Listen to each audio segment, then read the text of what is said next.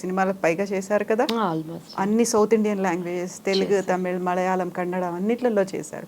Very రీసెంట్గా మలయాళ film ఇండస్ట్రీకి సంబంధించి కాస్టింగ్ కోచ్ మీటూ మూవ్మెంట్ అనేది జస్టిస్ హేమా కమిటీ రిపోర్ట్ వచ్చింది 2017లో. అంటే అంతకు ముందు వచ్చినటువంటి కాస్టింగ్ కోచ్ కంప్లైంట్స్కి సంబంధించి వెరీ రీసెంట్గా వచ్చినటువంటి రిపోర్ట్లో హీరోయిన్లే కాదు, క్యారెక్టర్ ఆర్టిస్టులే కాదు, జూనియర్ ఆర్టిస్టుల దగ్గర నుంచి మహిళలు ఎదుర్కొంటున్నటువంటి కష్టాలు ఫిల్మ్ ఇండస్ట్రీలో ఏమనిపిస్తుంది ఇలాంటివన్నీ మీరు చూసినప్పుడు? చాలా బాధ అనిపిస్తుంది అండి. అసలు అప్పుడు వచ్చిన రిపోర్ట్ని ఇంతవరకు దానిని బయటికి రాకుండా దాచిపెట్టారు అంటేనే, సో ఇంకా నిజాలని అది ఆడైనా మొగైనా ఎంత అణగదొక్కుతున్నారనేది మనకు అర్థమైపోతుంది. నిజంగా ఎస్పెషలీ సినిమా ఇండస్ట్రీలో అయితేనండి, ఈవెన్ డాన్సర్స్ కానీ, తర్వాత మన సపోర్టింగ్ ఆర్టిస్టులు కానీ, జూనియర్ ఆర్టిస్టులు కానీ, ఎప్పుడు కూడా నేను ఒకటే చెప్తానండి, స్వతగా ఆడది ఎప్పుడు కూడా విచ్చలవిడితనానికి కోరుకోదు. ఎక్కడో అటువంటి క్యారెక్టర్స్ 100కి 1 ఉంటారో, లేదు ఒక 10 మంది ఉంటారు. అన్నీ ఉన్నా కూడా ఎగబడి ఇంకా ఇంకా అత్యాశతో అన్ని రాంగ్ ట్రాక్స్ ఏమన్నా ఉపయోగించుకొని పైకి వెళ్ళిపోయి డబ్బులే జీవితం అనుకొని, పేరు ప్రతిష్టలే కావాలనుకోనో అడ్డదారుల్లో వెళ్ళేవాళ్ళు ఎక్కడో 100కి 10 మంది ఉంటారు. కానీ 90% వరకు పద్ధతులుగా ఉండాలని కోరుకుంటారు ఎవరైనా కూడా ఆడది. కానీ చాలామంది ఏంటంటే, ఇది ఇవ్వకుండా ఉంటే, ఇక్కడ బంధించి పెడితే వాళ్ళ దగ్గర నుంచి వస్తుందని మ్యాక్సిమం ఇబ్బందులు పెడతారు. అటువంటి టైంలో కొంతమంది కుటుంబ పరిస్థితులను బట్టి వాళ్ళు సోలిపోవటం కానీ వాళ్ళ మనసు ఎంత ఏడుస్తుందో అది ఎప్పుడు ఉసురుకు ఉసిరేనండి. నా 15 ఏళ్ల వయసులో నేను యాక్చువల్లీ అర్జున్ సర్జా గారితో ఒక మూవీ చేయాల్సింది, ఊరుషి శారద అంటే. ఆల్మోస్ట్ ఓకే అయిపోయాను చూసినప్పుడు, అమ్మాయి ఎంత బాగుంది, బొమ్మలాగుంది అని. సో మనకి వాళ్ళు అనుకున్న విధంగా మనం ఉండకపోవటాన్ని బట్టి ఆ క్యారెక్టర్ నాకు పోయింది. బట్ నేను ఎప్పుడైతే 15 ఏళ్ళు అప్పుడే అంతే, నేను ఇండస్ట్రీ నేను 87 ఆర్ 88 నా 10th ఎగ్జామ్ అయిపోయి వచ్చానండి. 14 అయిపోయి రాగానే అసలు ఎక్కడ మనలో ఒక లోపం ఉండేది కాదు. అసలు నాకు మేకప్ వేసేస్తే ఒక దాంట్లో రాధిక, ఒక్కొక్కసారి పాత ఆమె బి సరోజాదేవి గారని, తర్వాత విజయశాంతి అని కొంతమంది, ఆ ఫేస్ లుక్స్ అంతా ఎవరి దగ్గరికి వెళ్ళినా రిజెక్ట్ అయ్యేది కాదు, అమ్మాయి బాగుంది బాగుందని. సో అట్లా నన్ను పిలిపించేవాళ్ళు అనమాట. బట్ ఏదున్నా కూడా వెనకాల అమ్మలేంది మాత్రం అసలు ఎక్కడికి నేను కదిలేదాన్ని కాదు. అట్లా అవకాశాలు పోయినా కూడా నేను ఇప్పుడు బాధపడలా. 15 ఏళ్ళు ఉన్నాయి, ఫస్ట్ మూవీకి సెలెక్ట్ చేసుకోవాలి, అప్పుడే వాళ్ళు ఎక్స్పెక్ట్ చేశారు మీ దగ్గర నుంచి. 100% అండి, 100%. కానీ మా అమ్మగారు అసలు మా చెవులకు కూడా తెచ్చేవాళ్ళు కాదు. అమ్మాయి చిన్నపిల్లలేండి, మళ్ళీ పోతే పర్వాలేదులేండి, నో వరీ అండి. సో అట్లా పెద్ద పెద్ద గొప్ప హీరోలతో నేను చేయలేకపోయిన మాట వాస్తవం అండి. తప్పదు, ఇక ఆడదని ఉన్నప్పుడు రేపు జనరేషన్ ఇంకెలా మారుతాయి మనం చెప్పలేము. ఆ టైంలో వాళ్ళే అడుగుతారా, అడిగిస్తారా, అసలు ఏం జరుగుతుంది అక్కడ? కాంప్రమైజ్ అవ్వాలి, కమిట్మెంట్లు అనేవి చాలా కాలం నుంచి వినిపిస్తున్నాయి. డైరెక్ట్గా ఇంటరాక్ట్ అవుతారా, వాళ్ళే మధ్యలో ఉంటారా మీడియేటర్లుగా సినిమా వాళ్ళు? ఎలా ఉంటుంది అసలు? నాకైతే ఐ డోంట్ నో అండి ఇప్పటి వరకు అసలు ఏంటి అనేది. నేను పెద్ద వాటి మీద మైండ్ పెట్టను. వస్తే చేస్తా, లేకపోతే దేవునికి 100 నమస్కారాలు పెడతారు, ఇది కాకపోతే ఇంకోటి వస్తుంది అనుకునే మైండ్లో ఉండేదాన్ని. మాకైతే అప్పుడు మాకు డేట్స్ చూస్తానికి మేనేజర్ ఉండేవాళ్ళు, వాళ్ళు అమ్మనే మాట్లాడుకునేవాళ్ళు. నా చెవుల వరకు ఏది మనకు రాదు, అంతవరకు అసలు వాళ్ళు తయారు. సినిమా పోయింది, ఈ అవకాశం నీకు పోయింది వాణి అనేవాళ్ళు. ఆ తర్వాత నాకు ఒక 18-19 ఇయర్స్ వచ్చినాక నాకు అర్థమైంది ఎందుకు పోతున్నాయి క్యారెక్టర్స్ అని. సో నేనేం పెద్ద దానిని మైండ్ చేసుకోలేదండి. తమిళ్లో ఒక మంచి సినిమా భానుప్రియ గారి సిస్టర్ చేసింది, ఎంగ ఊరు పట్టకారన్ అని, సూపర్ డూపర్ హిట్ అయింది. ఆర్డి భాస్కర్, ఇళయరాజా గారి వాళ్ళ బ్రదరు ప్రొడ్యూసర్ అనమాట. రామరాజు గారు అయితే నళిని హస్బెండ్. అసలు కుట్టి బి సరోజాదేవి అని చెప్పిన ఆ గెటప్లో మొత్తం వేస్తే వండర్ఫుల్గా వచ్చింది. సో భాస్కర్ గారిది అక్కడ కమాండింగ్, ఇళయరాజా గారి వాళ్ళ బ్రదర్ది. అవకాశం మనకి పోయింది.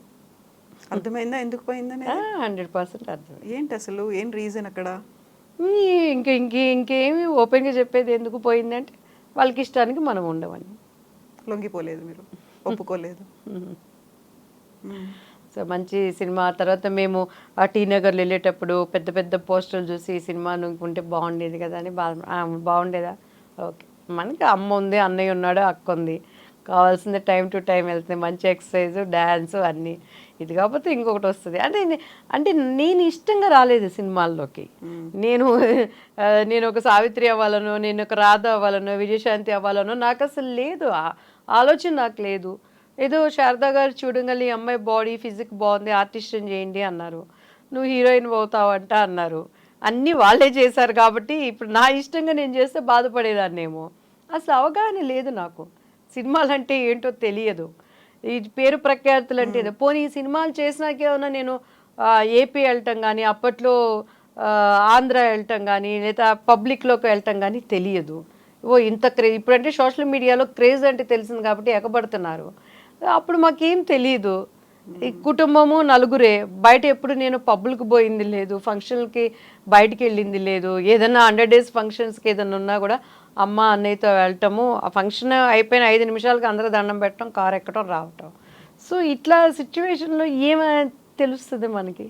మీరు అవన్నీ మిస్ అయిపోయాను అని అనుకున్నారా? అంటే ఇలాంటి ఒక బ్యానరు, లేకుంటే ఇలాంటి హీరో, అలాంటి ఒక గొప్ప దర్శకుడు అనుకున్నాను. చేయలేనప్పుడు అనుకున్నాను నేను.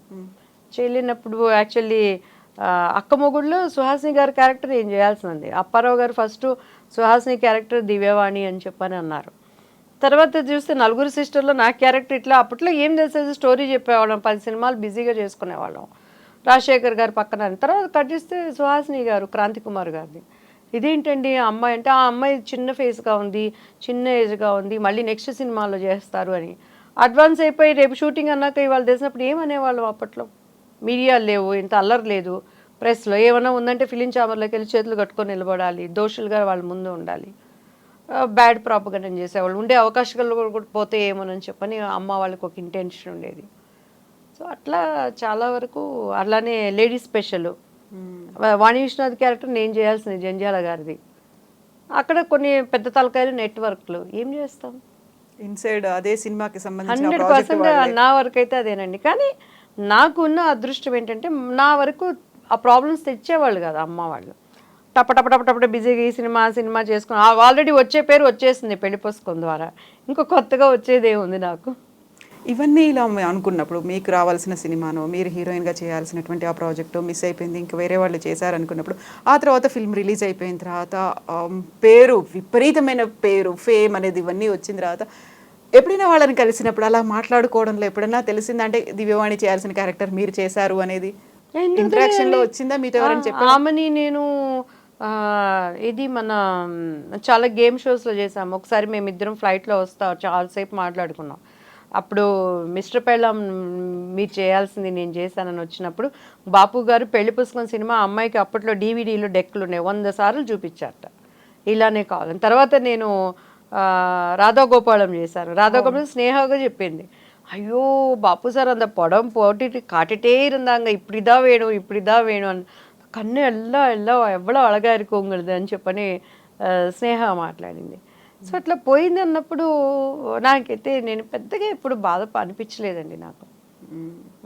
ఎందుకంటే నా తప్పు ఉండో, నా కారణం ఉండో నేను మిస్ అయితే నేను బాధపడాల్సి ఉండేదేమో.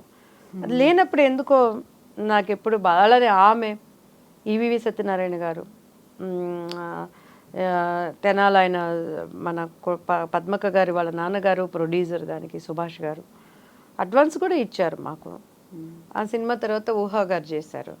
చూసాను సినిమా, మంచి క్యారెక్టర్, మనం కూడా చేస్తే బాగుండేదేమో, నా జీవితానికి ఇంకొంచెం ఒక మెట్టు, మంచి సినిమాలు రేపు మనం చేసామన్నప్పుడు ఇంకొక మైలురాయిగా ఉండేదేమో కదా అనిపించేదే. కానీ బాధ అయితే పెద్ద నేను ఎప్పుడు బాధపడలేదండి. మరి నేను చెప్పాను కదా ఫస్ట్, నా స్వభావం అది.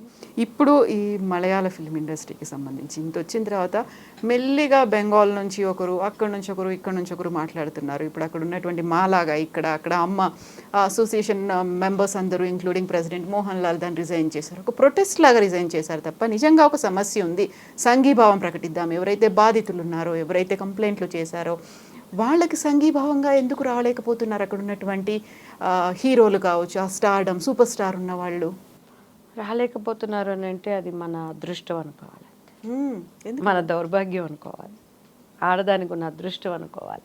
అసలు మగవాడే మోరల్ వాల్యూస్ ఆడదానికి ఇవ్వాలి అనే మనస్తత్వం కలిగి ఉంటే కథ ఇంత దూరం రాదు కదండి. మనం బ్రతిమలాడే ఎక్కడ చేయించుకుంటే వాళ్ళ బాధ్యత అనుకోవాలి. నిజంగా మనసులో పెయిన్ ఉన్నప్పుడు, ఈరోజు కలకత్తాలో ఒక డాక్టర్కి సంఘటన జరిగిందంటే అది ఘోరాతి ఘోరం, బాధాకరం. ఆ అమ్మాయి పడిన ఆ నరకము, ఆ తల్లిదండ్రులకి ఎంత వేదనో, మనం తల్లిదండ్రులు కాకపోయినా తోబుట్టులు కాకపోయినా మనకి అంత వేదన. కాసేపు 2 రోజులు 3 రోజులు ఆ న్యూస్లో చూపించే దానిని బట్టి అట్రాక్ట్ అవుతున్నాం, చూస్తున్నాం, మర్చిపోతున్నాం. 24 గంటల్లో అటువంటి అభాగ్యులు ఎంతోమంది నలుగుతున్నారు. Not only industry. వాళ్ళకి రాలేదు అంటే మనం తలుపులు కొట్టి వెళ్ళి బాబు రండి మాకు సంఘీభావం తెలపండి అని అనలేం కదండి.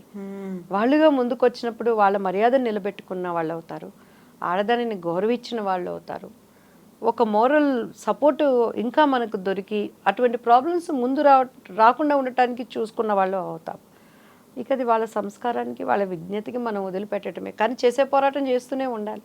ఎవరు ఉన్నా చేయాలి, ఎవరు లేకపోయినా చేసినప్పుడే దాని సక్సెస్ని మనం తీసుకురావాలి. భయపడాలండి. ఆడదాన్ని పెళ్ళామైనా సరే తప్పు లేకుండా నువ్వు ఒక మాట మాట్లాడాలంటే మగవాడు భయపడాలి.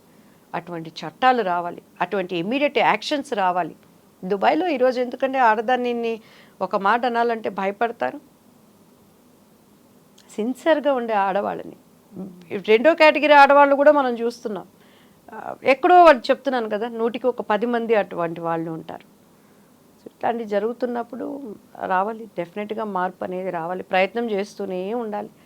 ఈ చరిత్ర ఉన్నంతకాలం, ప్రపంచం ఉన్నంతకాలం పోరాటాలని జరుగుతూనే కామన్ అయిపోయింది అంతే. దానిని మనం పెద్దది చేసుకుని ఉంటే బ్రతకలేము, చిన్నది చేసుకొని డోంట్ కేర్ అంటే నష్టపోతూ ఉంటాము. ఈరోజు సిటీ బస్సులో ప్రయాణం చేసే ఆడవాళ్ళకి సెక్యూరిటీ ఉందా అండి? సో దానికి ఏంటి కొన్ని సిస్టమ్స్ తీసుకురావాలి. ఎంతసేపటికి గవర్నమెంట్స్ మారిన తినేవాడు తింటున్నాడు, పౌరుల కోసం వెళ్ళేవాడు వెళ్తున్నాడు, కేరా ప్లాట్ఫామ్గా వచ్చిన వాళ్ళు డబ్బులు సంపాదించుకుంటున్నారు, ఉద్యమాలు అంటున్నారు. కానీ నిజమైన మార్పు ఎక్కడొస్తుంది? నిజంగా మొన్న ఆగస్టు ఇండిపెండెన్స్ డే ప్రతి ఒక్క రాజకీయ నాయకులు ఫ్లాగ్ హోస్ట్ చేసుకున్నారండి. ఏ పార్టీలైనా కూడాను స్కూల్స్లో చేశారు, పోలీస్ డిపార్ట్మెంట్ చేశారు. అసలు నన్ను అడిగితే పబ్లిక్లోకి వచ్చింది అప్పుడే జరిగింది. కలకత్తాలో సంఘటన, ఆ డాక్టర్ గురించి, ఆమె ఒక అప్కమింగ్ డాక్టర్గా ప్రాక్టీస్ చేస్తున్న ఒక డాక్టర్గా నేషనల్ ఫ్లాగ్ ఎగరేసుకోవాలని ఎలా మనసు అనిపించిందండి నాకైతే. ఒక నేషనల్ ఫ్లాగ్ పెద్దది తీసుకొని నాకు సపోర్ట్ చేసే ఆడవాళ్ళం అందరూ ఆ నేషనల్ ఫ్లాగ్ కప్పుకొని బోర్న ఏడవాలనిపించింది నడు రోడ్డు మీద కూర్చొని. డిప్యూటీ సీఎంల దగ్గర నుంచి ఫ్లాగ్ హోస్ట్, ఏ భాష అయినా నువ్వు కావచ్చు, ఏ రాష్ట్రమైనా నువ్వు కావచ్చు, ఎలా సెలబ్రేట్ చేసుకుంటున్నావు? ఒక్క కాకికి దెబ్బ తగిలిందంటేనే కాకులన్నీ వచ్చి కావు కావు కావు అని ఆ కాకి కాపాడుకుంటున్నాయి. ఒక కుక్కకి రోడ్డు మీద దెబ్బ తగిలిందంటే నోరు లేని జీవాలు, మోరల్ వాల్యూస్ లేనటువంటివి, చట్టాలు లేనటువంటివి, చీపో అని మనం విధులిచ్చడం కూడా వచ్చి అన్నది కుక్కలన్నీ చేరి ఆ కుక్కను కాపాడుకుంటున్నాయి. అంటే ఒక రాష్ట్రంలో ఒక బిడ్డకు జరిగిందంటే, ఈరోజు మణిపూర్లో ఆడవాళ్లకు జరిగినటువంటి దుస్సంఘటనలు ఎందుకు గవర్నమెంట్స్ బయటికి తీసుకురావట్లేదు? వైనాడులో పడిపోయింది కదా ప్రకృతి, మొత్తం క్షణాల నాశనం అయిపోయింది కదా, ఊర్లు కొట్టుకుపోయినాయి కదా, కనుమరుగయ్యాయి. ఏంటి మనిషి బ్రతుకేంటి, మనిషి ఎంతవరకు అనేటువంటి జ్ఞానాన్ని నశింపజేసేటువంటి సంఘటనలు జరుగుతున్నప్పుడు కనీసం ఒక 10 మంది ఆడవాళ్ళని, ఇప్పుడు మా లాంటి వాళ్ళు బయటికి రావాలంటే ఒక సపోర్ట్ లేకుండా రాలేకపోతున్నారు. కానీ మనసు ఏడుస్తూ ఉంటుంది. అన్నీ ఉన్నవాళ్ళు, ఒక సీఎం కూతుళ్ళు ఉన్నారు, పిఎం కూతుళ్ళు ఉన్నారు, చక్కగా వాళ్ళతో వచ్చి సెల్యూట్ చేసి నేషనల్ ఫ్లాగ్ ఎగరేస్తున్నారు. కానీ నీకు మనసులో కొద్దిగా కూడా బాధ లేదా? అరే పక్క రాష్ట్రంలో ఏ తల్లి కన్న బిడ్డో అంత ఘోరాతి ఘోరంగా ఒక 10 ముఖ్యమంత్రులు ఒక్కటైనప్పుడు ఆ స్టేట్లో జరిగింది న్యాయం బయటికి రాదా? ఒక మామూలు ఒక బ్యాడ్ నేమ్ ఉన్నటువంటి డిపార్ట్మెంట్లో ఉన్నటువంటి ఒక వ్యక్తి కథలుగా చెప్తున్నారు. అమ్మాయికి కొన్ని నిజాలు తెలిసినాయని, డ్రగ్స్ జరుగుతుందని, బాడీ పార్ట్స్ అక్కడ పోతున్నాయని. ఏం జరిగిందో ఇంతవరకు తీసుకురాలేకపోయే దుస్థితిలో మన భారతదేశం ఉన్నది అంటే నెట్టుపోవాలి. ఏం చేయాలి మనం? Exactly, so true. ఇప్పుడు ఫిల్మ్ ఇండస్ట్రీకి సంబంధించి చూస్తే కాస్టింగ్ కావచ్చు, మీటూ మూమెంట్ అనుకున్నప్పుడు ఓన్లీ మా ఫిల్మ్ ఇండస్ట్రీ మీద ఎందుకు పడుతున్నారు, మీడియా ఎందుకు ఇంత హైలైట్ చేస్తోంది, వేరే డిపార్ట్మెంట్లో లేవా, లేకుంటే ఆ ఫీల్డ్లో లేదా, ఈ ఇండస్ట్రీలో లేదా, ఇవన్నీ మాట్లాడుతున్నారు కదా. ప్రతి చోట ఉన్నాయి, ఇక్కడ ఉన్నాయి, యాక్సెప్ట్ చేయండి. ఒక జర్నలిస్ట్కి సేఫ్టీ ఉందా ఆడదంటే? స్కూల్కి వెళ్ళే పిల్లకి సేఫ్టీ ఉందా? సినిమా ఇండస్ట్రీ, నేను ఫస్ట్ నుంచి అదే చెప్తానండి, దీనిని మాత్రం ఎందుకు భూతద్దంలో పెడతారు? సినిమా వాళ్ళంటే చెడిపోయిన వాళ్ళు, సినిమా వాళ్ళంటే పాడైపోయిన వాళ్ళు, సినిమా అంటే ఎందుకు పనికిరాని వాళ్ళు, సినిమా అంటే బరితెగించేవాళ్ళు. నీకు మొగుడు 33 సంపాదించి కుటుంబంలో పెడుతున్నా, మొగుడు బయటికి వెళ్ళంగానే బ్యాడ్ వేలో ఉన్న ఆడవాళ్ళు లేరా అండి? పైరుకు ప్రతివతల్లాగా ప్రవర్తిస్తూ బయటికి వెళ్ళే కేటగిరీ ఆడవాళ్ళు లేరా అండి? ఇంకా సినిమా వాళ్ళు నీతి నియమాలతో ఉంటారు, సినిమా వాళ్ళు నీతి నియమాలతో ఉంటారు. ఇండస్ట్రీ ఉందనో, మన పేరు 10 మందికి తెలిసిందనో, కోర్స్ ఒక్కొక్కసారి నలిగిన పరిస్థితుల్లో ఉన్నప్పుడు వాళ్ళు తెలియకుండానే ఒక ప్రేమ అభిమానానికి ఎక్కడో ఒకళ్ళు బానిసలు అవుతారు. దానిని కూడా భూతత్వంలో పెట్టి చూపించి చిత్ర కథనాలుగా ఈరోజు నవే డేస్ అండి, అసలు ఎవరిని నమ్మటానికి లేదు. నేను మా పిల్లలకి అదే చెప్తాను. కోర్స్ వాళ్ళు నాకన్నా కూడా 1000 టైమ్స్ ఒక్కొక్కసారి మా బాబు నాకు నాన్న, మా పాప నాకు అమ్మ అనుకుంటాను. మమ్మీ నువ్వు ఇంకా అందరినీ నమ్ముతావు మమ్మీ, నీకు ఇంకా బయట ప్రపంచం తెలియదు మమ్మీ, చాలా నాకు వాళ్ళు సెక్యూర్డ్గా చెప్తా ఉంటారండి. So not only cinema industry, ఆడపిల్ల అంటే 100% జాగ్రత్తగా ఉండాలి. అదేవిధంగా మగపిల్లాడికి కూడా సెక్యూరిటీ లేని దినాల్లో ఉన్నాం మనం, కలికాలం అంటారు కదండి. సో అటువంటి దినాల్లో ఉన్నాం. ఎటువంటి పరిస్థితులైనా ఎదుర్కోవటం నేర్పించాలి.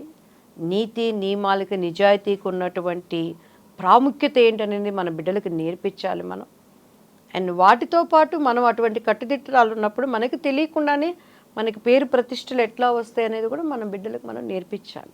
ఇప్పుడు మీరు రాజకీయాల్లో కూడా ఉన్నారు, ఫిల్మ్ ఇండస్ట్రీ ఏది అతీతం కాదు ఇలాంటి వేధింపులకి అనుకున్నప్పుడు రాజకీయాల్లో కూడా చూసారా? ఆ రాజకీయాల్లో కూడా ఇలాంటి సంఘటనలు కనిపిస్తూ ఉంటాయా? నా విషయంలో టీడీపీలో ఇప్పటికి దగ్గర తిరిగి బాబు గారు గవర్నమెంట్ వచ్చినాక ఒక 100 మంది నాకు కాల్ చేస్తుంటారండి. ఇప్పటికీ ప్రతి ఒక్కళ్ళు, మీరు కనుక టీడీపీలో ఉండుంటే మీరు మంచి స్థానంలో ఉండేవాళ్ళు. నేను ఎంత చెప్తారండి, అది పోయి మీరు బాబు గారి దగ్గర అనొచ్చు కదా. నేను అనేది ఇప్పుడు వేధింపులు అన్నాను చూడండి, ఈ రకమైన మహిళ అనగానే ఉండేటువంటి వేధింపులు అందులో కూడా ఉన్నాయా? రాజకీయాల్లో కనిపిస్తాయా? 100% ఉన్నాయండి. వాళ్ళకి అనుకూలతగా ఉంటే ఒకలాగా ఉంటాయి, అనుకూలతగా లేకుంటే ఇదిగో నాలాగా ఉంటాయి. బట్ నేను అప్పుడంటే నాకు దివ్యవాణికి పాలిటిక్స్ తెలీదు. నేను ఇక్కడ టీడీపీ పార్టీలో నా చిన్న రాజకీయ అరంగిరేటంలో పదవుల కోసం వాటి కోసం ఎవరికి నేను కాకాలు పట్టలేదు, నమస్కారాలు పెట్టలేదు. బాబు గారు అంటే నాకు ఇప్పటికీ అభిమానం. నేను టీడీపీ పార్టీ నుంచి బయటకు వచ్చినాక అన్ని పార్టీలు నన్ను ఇన్వైట్ చేసినాయి. కోర్స్ అప్పుడు రూలింగ్ పార్టీలో ఉన్నటువంటి వైఎస్ఆర్సీపీ దగ్గర నుంచి ప్రతి ఒక్కరు సంప్రదింపులు జరిపారు. కానీ కేవలం పెద్ద ఆయనని నేను ఒక మాట అనాల్సి వస్తుంది అనే దానికి నేను ఆగిపోయాను. దాని తర్వాత 100 మందిలో 70 మంది ఏమన్నారో తెలుసా అండి? రాజనీతి పాటించాం, కక్కుర్తి పడి ఆ పార్టీకి ఈ పార్టీకి మీరు జాయిన్ అవ్వలేదు. ఎంతమంది అప్పట్లో నేను వచ్చినప్పుడు ఏముందండి, కింద ఉన్న వాళ్ళు ఎవరైతే ఉంటారో రాంగ్ స్టేట్మెంట్ ఇచ్చుకుంటూ వెళ్తే దివ్యవాణి వైఎస్ఆర్సీపీ నుంచి వచ్చింది, వాళ్ళ మనిషి, జగన్ గారి కోవటు అనే విధంగా కూడా ప్రాపగండం చేశారు. మరి అయితే నేను అప్పుడే పోయి అందులో జాయిన్ అయ్యేదాన్ని కదా. సో ఆయన జైల్లో వేసినప్పుడు ఎంత బాధపడ్డానంటే, నేను కిందున్న ఆయనకి భోజనం తెచ్చే మాణిక్యం గారికి తెలుసండి, అన్న